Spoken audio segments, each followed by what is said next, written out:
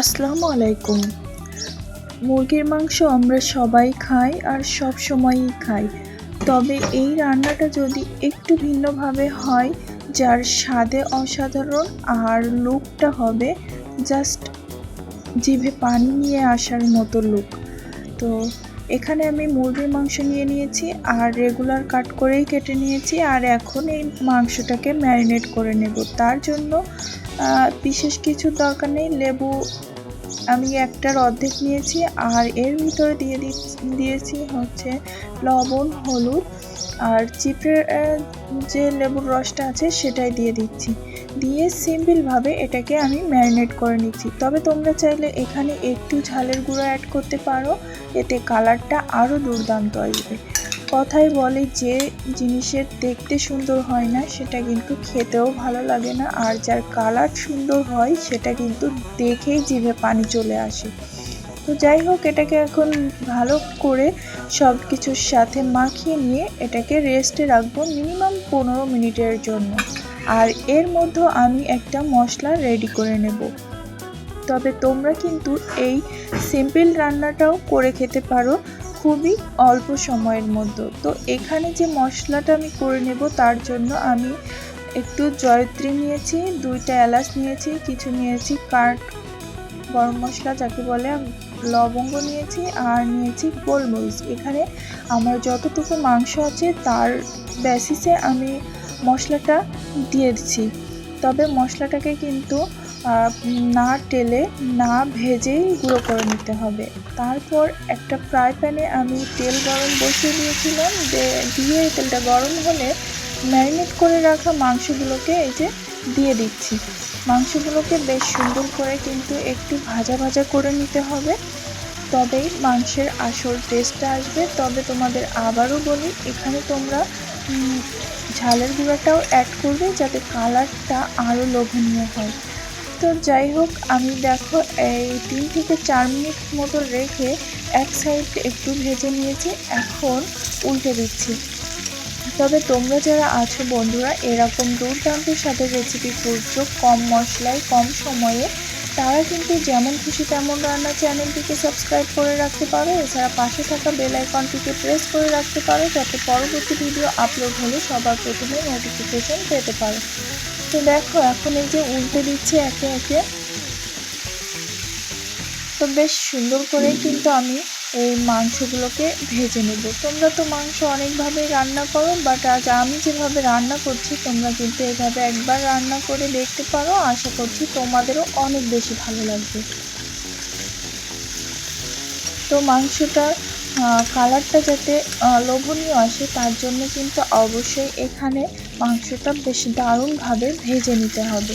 যদিও আমি এখানে একটু কম গাঢ় করে ভেজেছি, তোমরা যদি কালারটা আরও বেশি সুন্দর করতে চাও তাহলে ঝালের গুঁড়োটা অ্যাড করে বেশ আরও সুন্দর করে কালারফুল করে নিতে পারো।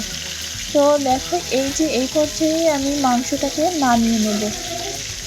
বন্ধুরা যারা ভিডিও দেখতে দেখতে এ পর্যায়ে চলে এসেছো এখনও একটা লাইক দাওনি, প্লিজ একটা লাইক দিয়ে পুরো ভিডিওটা কন্টিনিউ করো, তাহলে সুন্দরভাবে রেসিপিটা বুঝতে পারবে। যদি স্কিপ করো তাহলে কিন্তু এখানে অনেকটাই অজানা মশলা আমি ব্যবহার করেছি, সেটা জানতে পারবে না, আর তোমাদের রান্নার টেস্টটাও কিন্তু আমার মতো আসবে না। তাই অবশ্যই ফুল ওয়াচ করো।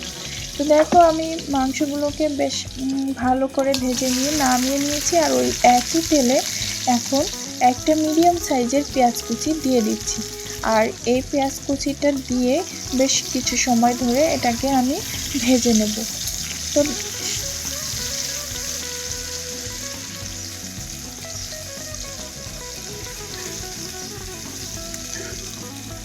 তো পেঁয়াজ কুচিটা কিন্তু বেশ কিছু সময় ধরে ভেজে নিতে হবে, তবে ব্রাউন কালার করা যাবে না।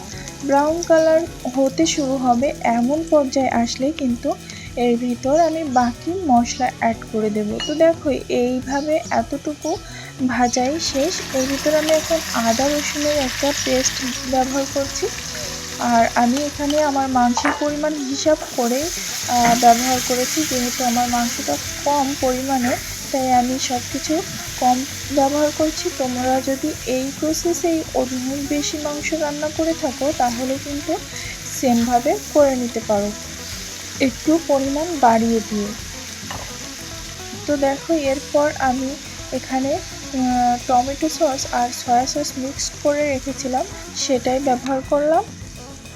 আর যে আদা রসুন পেস্ট করেছিলাম যে মিক্সিং জারে, সেটাই যে একটু লেগেছিল সেটা দিয়ে আবারও ভালো করে মশলাটাকে কষিয়ে নিতে হবে। তবে এইখানে কিন্তু আমি গুঁড়া মশলা অ্যাড করব। কিছু সময় নাড়াচাড়া করে নিয়ে 1 থেকে 1.5 মিনিট মতো নাড়াচাড়া করে নিয়ে, তো এখন এখানে গুঁড়া মশলার ভিতর দিয়ে দিচ্ছি স্বাদ মতো লবণ, ধনিয়া গুঁড়া, আর দিচ্ছি স্বাদের জন্য লাল মরিচের গুঁড়া, আর দিয়ে দিলাম কালারের জন্য হলুদের গুঁড়া। আর যে মশলাটাকে আমি গুঁড়ো করে রেখেছিলাম সেটাই দিয়ে দিলাম। শুরুতে যে গোটা মশলাগুলো তোমাদের দেখিয়েছি আর কি, সেটার গুঁড়াটাও দিয়ে দিয়েছি। তবে মশলার এই গুঁড়াটা কিন্তু অবশ্যই না ভেজে না টেলে খালি গুঁড়ো করে নিতে হবে। তারপর মশলাটাকে কষানোর জন্য আবারও নাড়াচাড়া করতে শুরু করলাম। এরপর এখানে আরও একটা মশলা আমি অ্যাড করছি। কিছু সময় এটাকে নাড়াচাড়া করে নিয়ে, তো তোমরা দেখো বন্ধুরা কালারটা কি সুন্দর এসেছে। তো এই পর্যায়ে কিন্তু আমি এখানে ব্যবহার করব হাফ চামচের থেকে একটু বেশি চাট মশলা। তোমরা চাইলে যে কোনো চাট মশলা এখানে ব্যবহার করতে পারো, অনেক ব্র্যান্ডেরই আছে। তো আমি আমার ঘরে যেটা ছিল সেটাই আর কি ব্যবহার করলাম। এরপর ভালোভাবে এখন মশলাটাকে কষিয়ে নেওয়াই আমাদের ফাইনাল কাজ হবে।